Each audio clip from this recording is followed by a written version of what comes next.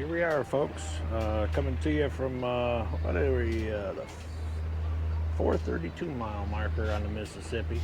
We're about 3 miles short of Lock 17. They just opened this morning. And according to the screen here, we have 1, 2, 3, 4, 5, 6 towboats around the corner here, plus one in the chamber. The lock told us this morning, well, come on up and we'll see if we can get you through. So how that's gonna go, your guess is as good as mine, but I can tell you this, we're gonna do a little waiting today, but we're hoping to get through and get on up to Muscatine. And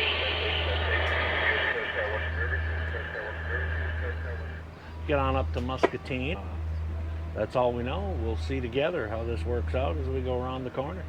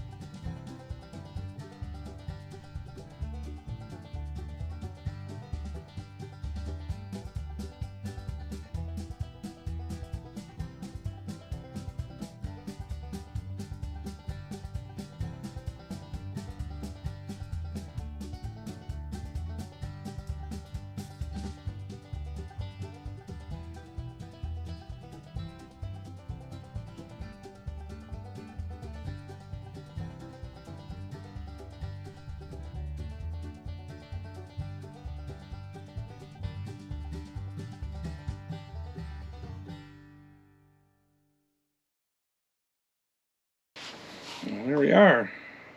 Lock 16. This is lock 16. They weren't ready for us yet. Obviously, they're bringing a towboat down, so they gave us permission to tie up to the guide wall, backside of the guide wall here, and we get to see them put a cut through. Amy hadn't seen that before. I had, not this up close and personal. From a distance, you don't get all the detail. It's actually pretty interesting when they have the tows in there and they're pulling it out without the actual boat pushing it. It's just cables pulling it out, and they tie up and then wait for the big boat, which is coming in now into the chamber. The second cut, yep. Yeah.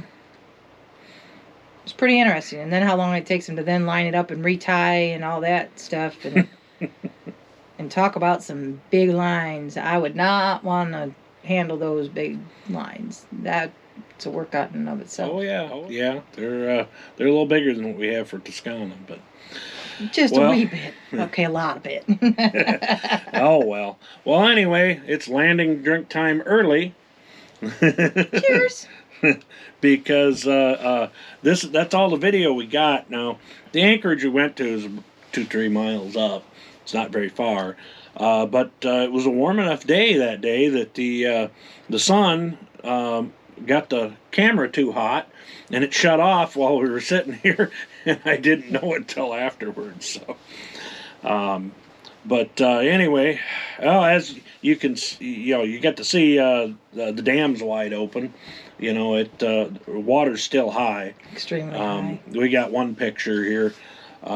You can see the water's still up in the stilts of the houses along the side.